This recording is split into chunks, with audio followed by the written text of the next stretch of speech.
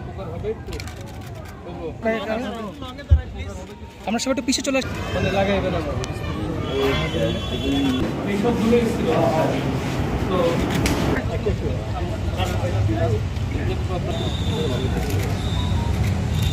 বীরেশ্বরাই জোড়ারগড় আর অনেক চাপ এখন অন্যান্য অনেক দায়িত্ব আছে তার মধ্যে ভয়ানক খারাপ ছিল এখানেও খারাপ ছিল আমি জানি তো সেনাবাহিনী দিন রাত কাজ করেছে এই সময়টা আর অনেক চাপ এখন অন্যান্য অনেক দায়িত্ব আছে তার মধ্যে বন্যাটা আমাদের জন্য আসলে খুব কঠিন একটা পরিস্থিতি ছিল তো মানুষকে তখন বাঁচানো ওইটাই ছিল আমাদের মূল প্রায়োরিটি মানুষকে বাঁচানো উদ্ধার করা খাবার দেওয়া ওষুধ দেওয়া ওটা মোটামুটি আলহামদুলিল্লাহ আমরা যতটুকু করেছি আপনারা সবাই সহযোগিতা করেছেন তো পরবর্তীতে দেখলাম যে আপনার এখানে পুনর্বাসনে কিছু কাজ করার সুযোগ আছে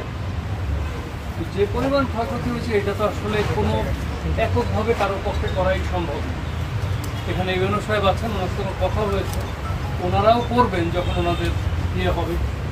বরাদ্দ হবে তখন ওনারা করবেন তো আমরা আমাদের সীমিত সামর্থ্য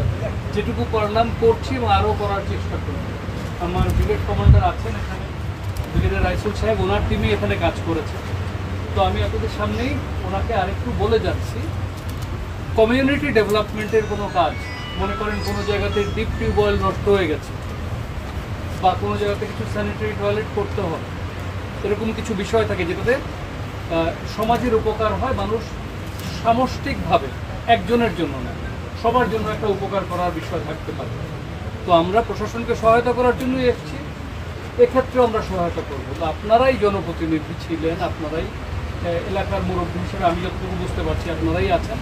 তো যদি ওরকম কোনো লিস্ট আমরা পাই হয়তো টয়লেটস বা এই ধরনের অন্য কাজ আমরা করার জন্য এখনও প্রস্তুত আছি যদি আমাদেরকে বলা হয় আমাদের যদি অ্যাপ্রোচ করা হয় আমি সাধ্যমতো চেষ্টা করবো এটা আপনার জন্য করে দেওয়া আর আপনারা মানুষের পাশে থাকবেন দুর্গত মানুষের সাথে থাকবেন ইনশাল্লাহ সবাই মিলে আমরা এই গরিব মানুষের পাশে দাঁড়ায় আমরা ইনশাল্লাহ 250টিরও বেশি ডিজাইন অপশন নিয়ে ওয়ালটন স্মার্ট ফ্রিজ বোঝে আপনার প্রয়োজন।